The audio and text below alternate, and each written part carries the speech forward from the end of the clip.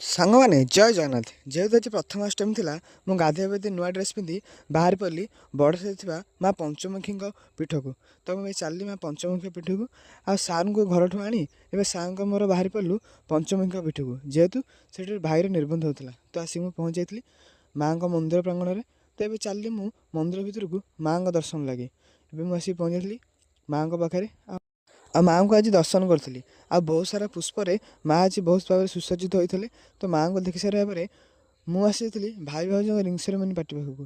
ତ ଏବେ ring ceremony ଚାଲିଲା, ମୁଦି ପିନ୍ଧା ସରିଲା ପରେ ମୁଁ ଏବେ ଆସିଯାଇଥିଲି ଖାଇବା ପାଇଁ ଆଇସ୍କ୍ରିମ୍। ତ ଆଇସ୍କ୍ରିମ୍ ପାଖରେ ଏତେ ସାରା ଭିଡ଼ ହୋଇଥିଲା ଯେ ବହୁତ ସମୟ ଅପେକ୍ଷା କଲା ପରେ ମିଳିଥିଲା ମୋତେ ଆଇସ୍କ୍ରିମ୍, ପୁଣି ବିନା ସ୍ପୁନ୍ ବାଲା। ତ ମୁଁ ଏବେ ଆସିଥିଲି ଗୁପଚୁପ୍ ଖାଇବା ପାଇଁ। ଆଉ ଭଉଣୀମାନଙ୍କ ଏତେ ଗୁପଚୁପ୍ ଖାଇବା ଗହଳିରେ ମୋତେ ଗୁପଚୁପ୍ ଖାଇବା ମିଳିନଥିଲା।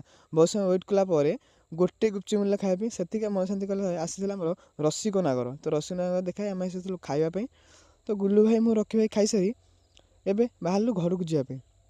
ଆଉ ସାଙ୍ଗମାନେ, ଯଦି ଆପଣମାନଙ୍କୁ ମୋ ଭିଡ଼ିଓଟି ଭଲ ଲାଗିଥିବ, ଲାଇକ୍ କମେଣ୍ଟ ସେୟାର କରିବେ, ସବସ୍କ୍ରାଇବ୍ କରିବାକୁ ଜମାରୁ ଭୁଲିବେନି। ଦେଖା ହେବା ନେକ୍ସଟ ଭିଡ଼ିଓରେ। ଜୟ ଜଗନ୍ନାଥ।